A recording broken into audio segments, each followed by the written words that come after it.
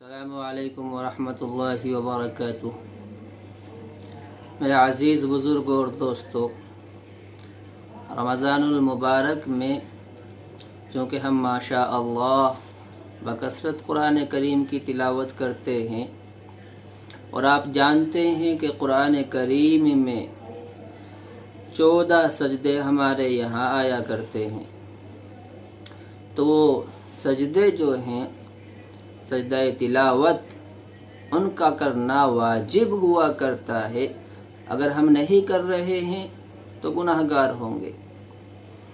اور آج کل دیکھنے میں یہ آ رہا ہے کہ ہم عوام اور خواص سب کچھ نہ کچھ تو اس میں غفلت برت رہے ہیں، اس کی طرف سے کمی کوتاہی اس کی ادائیگی میں ہم میں بکثرت پائی جا رہی ہے۔ عوام میں کچھ کم اور خواص میں تو کچھ زیادہ ہی پائی جا رہی۔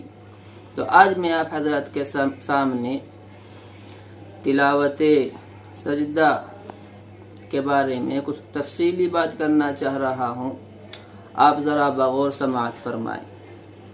پہلی بات یہ ہے کہ سجدہ تلاوت واجب کس پر ہوتا ہے؟ تو آپ اس کو یوں سمجھ لیں کہ بچے پر سجدہ تلاوت واجب نہیں، وہ جتنا پڑھے، عاقل بالغ خواہ وہ مرد ہو یا عورت، وہ اگر آیت سجدہ پڑھ رہے ہیں تو ان پر سجدہ کرنا واجب ہے۔ اب سننے والے پر بھی سجدہ واجب ہوا کرتا ہے کہ اگر آیت سجدہ ہم سن رہے ہیں تو ہم پر بھی وہ سجدہ واجب ہوگا۔ اس کی ذرا تفصیل ہے، آپ پہلے وہ سن لیں۔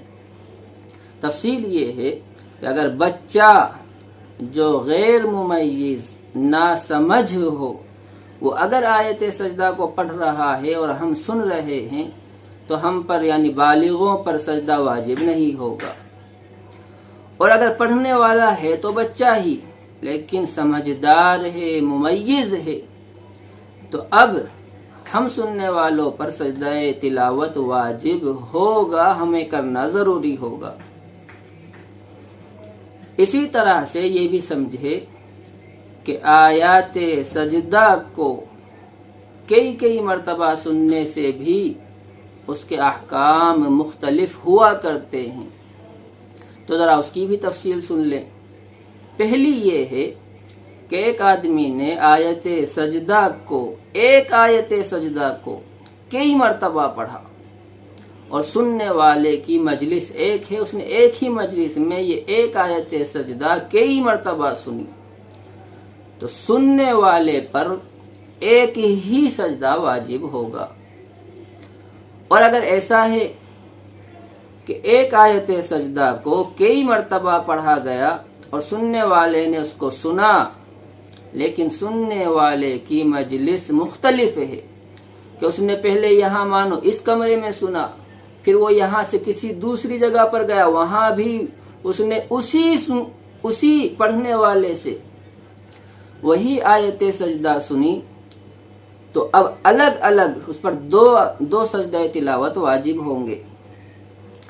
تیسری صورت یہ ہے کہ آیت سجدہ تو ایک ہے اور سننے والے کی مجلس بھی ایک ہے کہ وہ ایک ہی جگہ بیٹھا ہوا ہے، لیکن پڑھنے والا مختلف ہے، پڑھنے والے بدل گئے کہ پہلے ایک آدمی نے وہی آیت سجدہ پڑھی اور پھر دوسرے آدمی نے بھی وہی آیت سجدہ پڑھ دی، پھر تیسرے آدمی نے بھی وہی آیت سجدہ پڑھ دی، تو اب سننے والے پر 3 سجدے واجب ہوں گے۔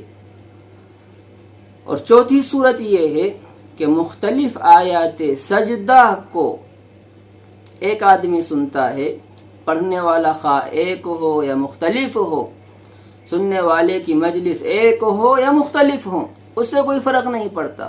اگر الگ الگ آیات سجدہ سنی ہے کئی ساری، تو کئی سارے سجدے ہی واجب ہوں گے، یہ ادا کرنے لازم اور ضروری ہوں گے۔ تو یہ تو بات ہوئی اس بات کی کہ سجدہ تلاوت کس پر واجب ہے اور کس طرح سے۔ اب آپ یہ سمجھیں کہ سجدہ تلاوت کو ادا کیسے کیا جاتا ہے، اس کا افضل اور بہتر طریقہ کیا ہے۔ تو افضل طریقہ یہ ہے کہ آپ کھڑے ہو جائیں اور کھڑے ہو کر کے بغیر ہاتھ اٹھائے آپ تکبیر کہتے ہوئے سجدے میں جائیں اور کم از کم 3 مرتبہ سجدے کی تسبیح سبحان ربی الاعلی پڑھیں اور پھر تکبیر کہتے ہوئے کھڑے ہی ہو جائیں.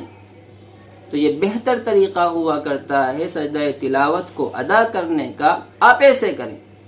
یہ بھی یاد رکھیں کہ تلاوت سجدہ کو ادا کرنے کے لیے آپ کا باوضو ہونا بھی شرط ہے اور اس کے لیے ہاتھوں کا اٹھانا اور پھر اتحیات میں بیٹھ کر کے اتحیات پڑھنا اور سلام پھیرنا ضروری نہیں ہے.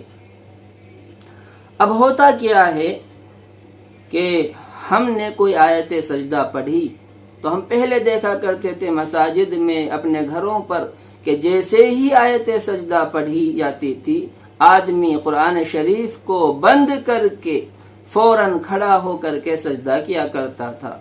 لیکن آج کل ہم میں سستی اور کاہلی ہے.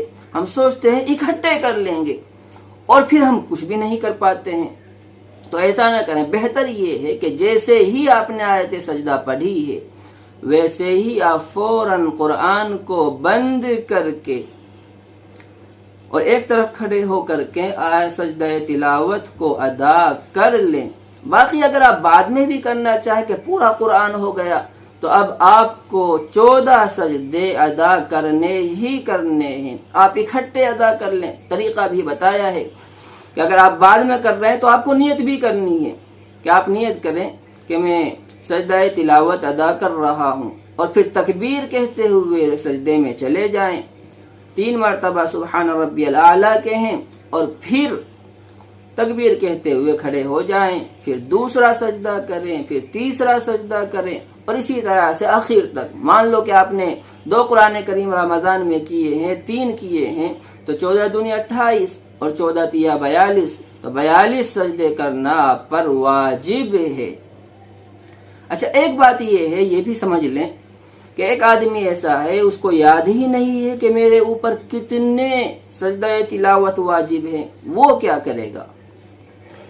تو اس کے لیے مسئلہ ہے کہ وہ اتنے سجدے کرے کہ اس کو یقین ہو چلے کہ مجھ پر جتنے سجدے واجب تھے وہ میں نے ادا کر لیے ہوں گے تو اس کے سجدے ادا ہو جائیں گے. دعا فرمائے کہ اللہ تبارک و تعالی ہمیں عمل کی توفیق عطا فرمائے اور اس سلسلے میں ہم عوام سے اور خواص سے جتنی بھی غفلت ہو رہی ہے اللہ تبارک و تعالی اسے ختم فرمائے اور ہمیں اپنے اوامر کو بجا لانے کی توفیق عطا فرمائے. وآخر دعوانا ان الحمد للہ.